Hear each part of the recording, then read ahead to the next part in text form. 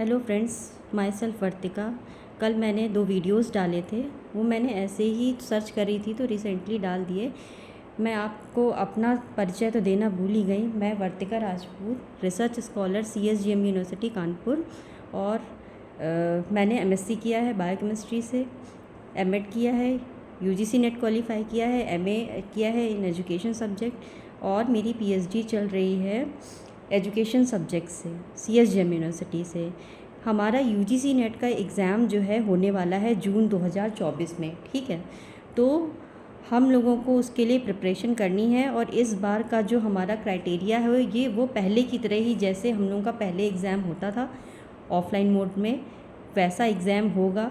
Students के लिए बहुत अच्छी अपॉर्चुनिटी है कि किस तरीके से वो अपने एग्ज़ाम को देते हैं, ताकि UGC नेट के एग्ज़ाम को क्रैक करके वो आगे की अपॉर्चुनिटीज़ को एक्वायर कर सकें, ठीक है। हमारा एग्ज़ाम जो है नेशनल टेस्टिंग एजेंसी करा रहा है, जून में होगा हमारा एग्ज़ाम, ठीक है। और 20 अप्रैल से फॉर्म आ चुके हैं, और हमारा 10 जून तक इसकी डेट जो है हमारी चलेंगी, ठीक।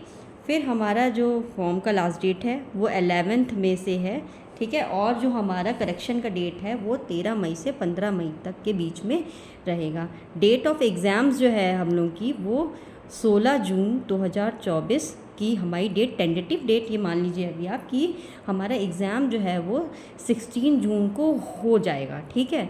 हो सकता है किसी कारणवश जो है हमारा एग्ज़ाम जो है वो लेट हो जाए, लेकिन हमें मान के चलना है, हमें अपने माइंड में रखना है कि हमारा एग्ज़ाम जो है 16 जून को जो है प्रस्तावित है, ठीक। फिर हम बात करते हैं अपने पेपर्स की। जैसे कि पेपर्स होता आया है, वो चाहे ऑनलाइन मोड में हो चाहे ऑफलाइन मोड में हो। 2 पेपर होने हैं हमारे, पेपर 1 पेपर 2, ठीक है। जो हमारा पेपर 1 होता है 50, पेपर 2 जो हमारा है 100, ठीक है। हमारे 150 और 180 मिनट हम लोगों को मिलने हैं, ठीक है। उस 180 मिनट में हमें अपने आप को इतना अच्छा, हमें अपनी एबिलिटीज़ को दिखाना है, ठीक है। हमें पेपर 1 को अच्छे से सॉल्व करना है, पेपर 2 को अच्छे से सॉल्व करना है। और ये बात ध्यान में रखनी है कि अगर कोई क्वेश्चन हमको नहीं आ रहा है तो हमें स्किप करके हमें आगे बढ़ना है, हमें टाइम को वेस्ट नहीं करना है, ठीक है।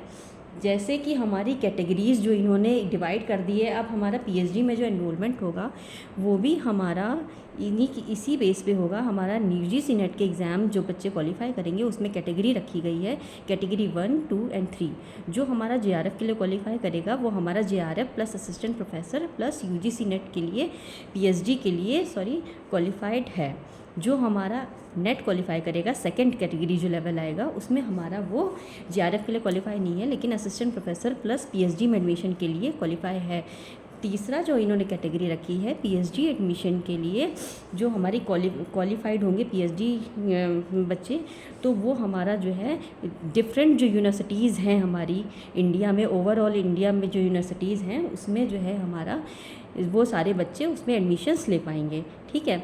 तो कोशिश हमें ये करनी है कि हम अगर फर्स्ट लेवल में ना आ पाएँ तो कम से कम सेकंड लेवल तक तो आ ही जाए, ठीक है।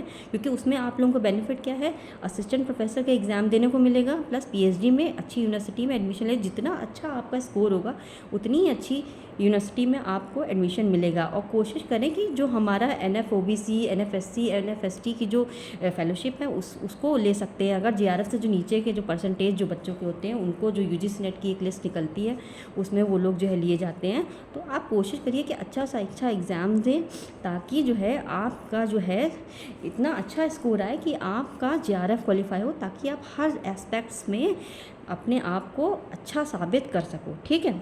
फिर बारी आती है, मैंने ऐसा सुना है कि UGC नेट एग्ज़ाम में जो 75% मार्क्स ले आएगा, जो भी उनका क्राइटेरिया हो, तो 75% मार्क्स अगर ले आएगा तो उसका PhD में एडमिशन हो जाएगा।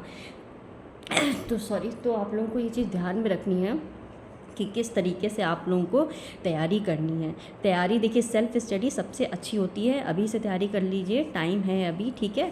और पेपर 1 और पेपर 2 में जैसा मैंने जो फॉलो किया था वो मैं आपको बताती हूँ, ठीक है। तब जब मैंने फ़र्स्ट टाइम पेपर दिया था तब वो ऑफलाइन था, उसके बाद से ऑनलाइन हो गया, ठीक।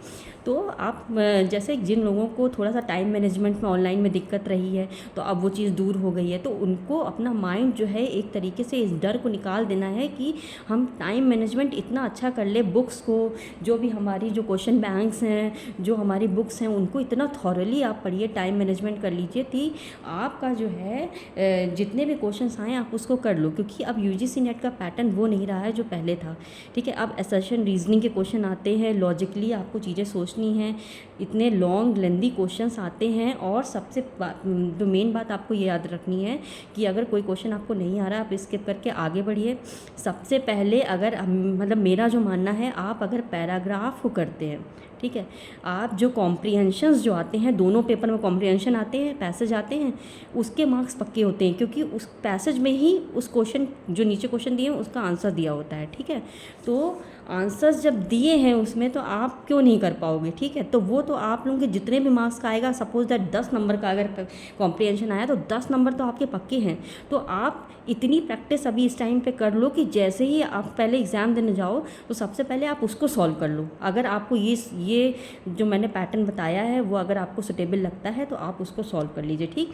फिर उसके बाद जो आपके 1 लाइनर जो क्वेश्चंस हैं उसको आप अटेंड कर लीजिए। अगर आपको आता है तो टिक कर दीजिए, मतलब अब तो ऑफलाइन ही है तो उसमें आपको सर्किल भरना रहेगा तो उसमें भी टाइम चाहिए होगा, टिक कर लीजिए। और नहीं आ रहा है तो थोड़ी देर के लिए स्किप कर दीजिए, दूसरा क्वेश्चन करिए। सेकंड पेपर में भी ऐसे ही करिए, आप कॉम्प्रिहेंशन आएगा उसको पहले कर लीजिए, फिर उसके बाद शॉर्ट वाले जो 1 लाइनर आते हैं वो कर लीजिए, और फिर लॉन्ग वाले बाद में करिए, क्योंकि वो टाइम लेते हैं, ठीक।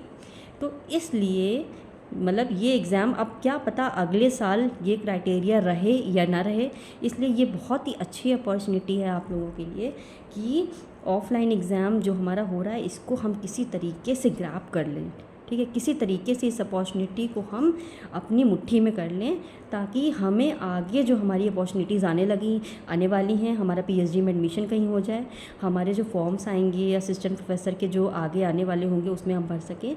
तो आप लोगों को स्टूडेंट्स ये चीज़ ध्यान में रखनी है, ठीक है।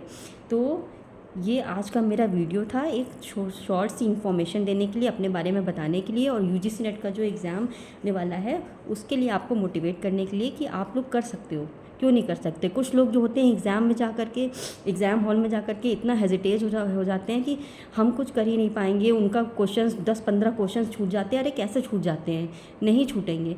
आप जो क्वेश्चन आ रहा है आप उसको करिए और दूसरे क्वेश्चंस को आप स्किप करिए, वो क्वेश्चन बाद में करिए, क्योंकि वो क्वेश्चन आपका टाइम खा जाएंगे। तो इसलिए इस बात को आपको ध्यान में रखना है कि आपको क्वालिफाई करना है और अच्छे मार्क्स से करना है। तो अभी से स्ट्रेटजी बनाइए, अच्छी क्वेश्चन बैंक्स लीजिए, कोई ऑनलाइन क्लासेस ले लीजिए, अच्छा सा टाइम शेड्यूल बनाइए, रेगुलर पढ़िए, अभी बहुत टाइम है, और स्ट्रेस मत लीजिए, ये सोचिए कि आप कर सकते हो, ठीक है। तो आज का वीडियो मेरा इतना ही था। अगर आपको मेरा वीडियो अच्छा लगा हो तो लाइक और सब्सक्राइब कर दीजिएगा, और आज के लिए थैंक यू सो मच।